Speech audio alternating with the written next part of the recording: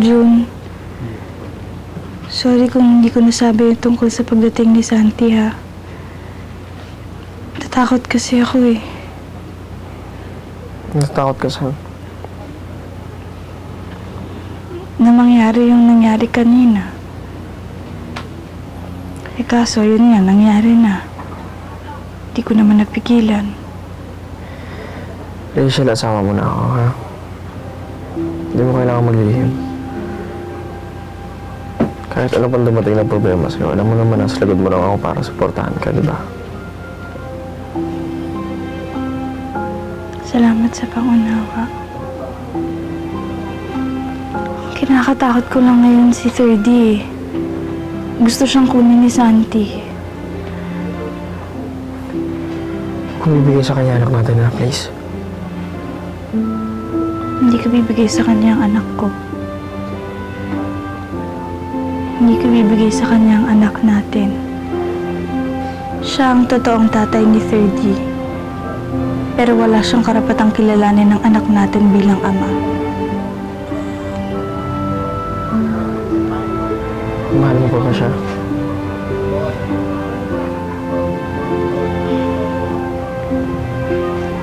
Sagot ko na yun kanina, di ba?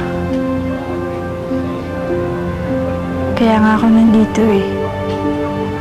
Kasi ikaw yung pinili ko.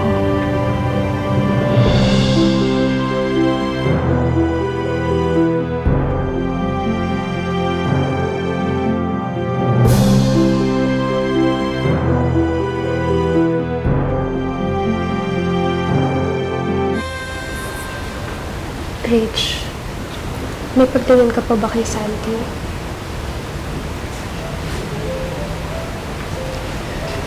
Rach, sumagot ka.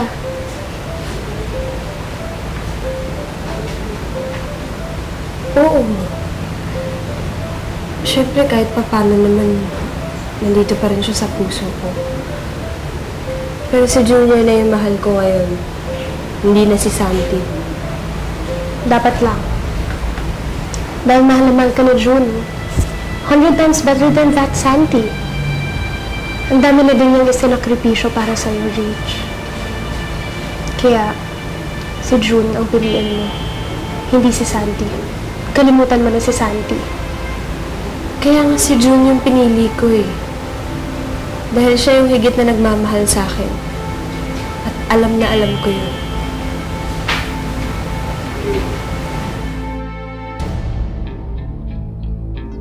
She chose June over this.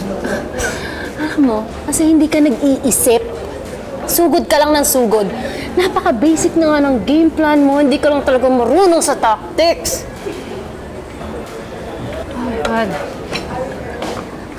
I did my best.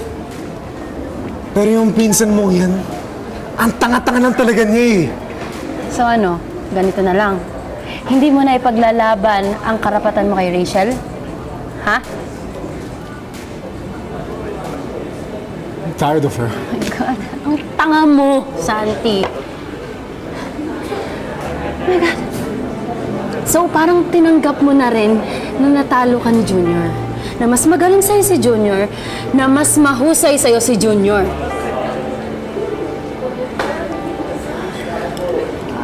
Masakit yung ulo ko sa'yo.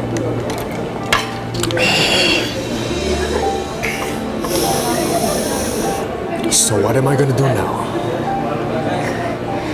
May laban ka pa. Okay? Sige, fine. Gawin na natin yung plano mo na dati. Kunin mo na yung anak mo para makuha mo na rin si Rachel. That way, ikaw na yung mananalo, hindi na si Junior.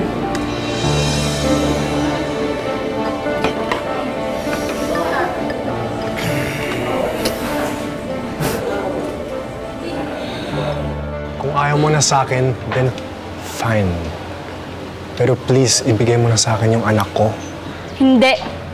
Hindi ko ibibigay sa'yo si 3D kaya umalis ka na dahil tatawag ako ng pulis. Rachel naman. Can you please give me another chance? Pare, pwede ba umalis ka na? Pwede ba tumahimik ka na? Huwag kang sumali dito.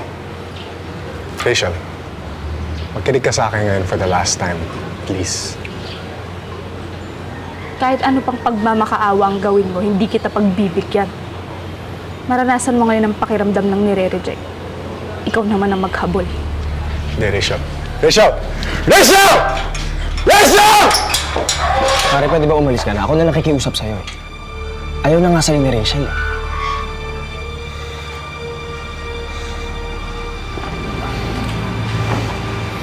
Okay. Aalis ako. Pero babalikan ko yung mag-ina ko. At pag mayroong iisang nangyaring hindi maganda sa anak ko, ikaw ang mananagot sa akin.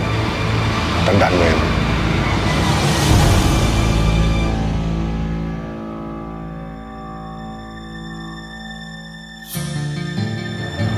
Pati ba naman ikaw, Achi, kumakampi ka kay Santi? Hindi naman sa kinakampihan ko siya. Well, siya yung daddy ng baby mo, Rachel, kaya dapat siya yung piliin mo. So kaya ka nagpunta dito para lang sabihin sa akin yan? No, Rachel, No, Achi! I've made up my mind. Hindi ako sasama kay Santi. Kahit siya pa yung tunay na daddy ni Third. At mas lalong hindi ko iiwan si June para sa irresponsableng lalaking yun. Phoebe, bakit mo pinipilit si Rachel sumama kay Santi, ha? Ano ang problema mo? Bakit parang mas gusto mong sumama si Rachel kay Santi kaysa sa akin? Bakit ka nang himasok sa problema namin mag-asawa? Dahil yun ang alam kong tama. Anak ni Santi si 30. Kaya dapat si Rachel, si Santi ang piliin. Well, yun lang naman ang opinion ko. Kung ayaw nyo, buhay nyo yan. Nagbigay kayo ng opinion kami humingi, ha? Kung wala, pwede tumahimik ka na lang. Jun,